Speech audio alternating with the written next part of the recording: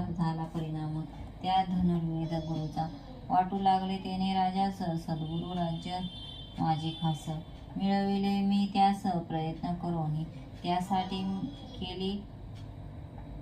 परिश्रम खास सुखी केले मी प्रजेस रात्रंदिन घेतला ध्यास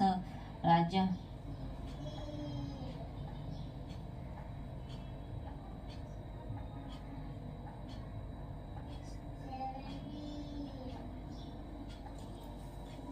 देवाधिकांचे का दिले श्रेय माझ्या पूर्वजांनी राज्य टिकविले म्हणून ते माझे मिळाले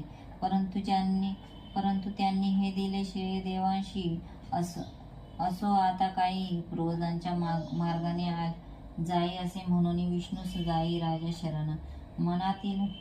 मनातील भाव ओळखून घडे तैसे पाप पुण्य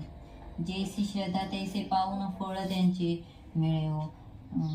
असे कार्तिक पौर्णिमेला राजा राणीने उपवास केला स्नान करून तीर्थाला बाहेर ती येत होती इतक्यात आला पाखंडी गुरु राजा करी नमस्कार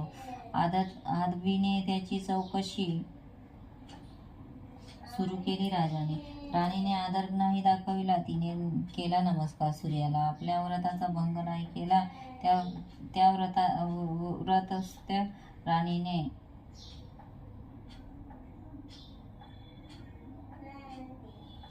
काही वर्षांनी राजा मेला राणीस गेली सती मार्गाला पुढचा जन्म पती पत्नीला मिळाला तो पहा कसा राणी आली जन्माला काशी राजाच्या पोटाला राजकन्या म्हणून तिला जन्म मिळाला उपवास काळात पाखंडी माणसाशी झाले होते संभाषण राजाशी म्हणून जावे लागले ते नीच योजनीशी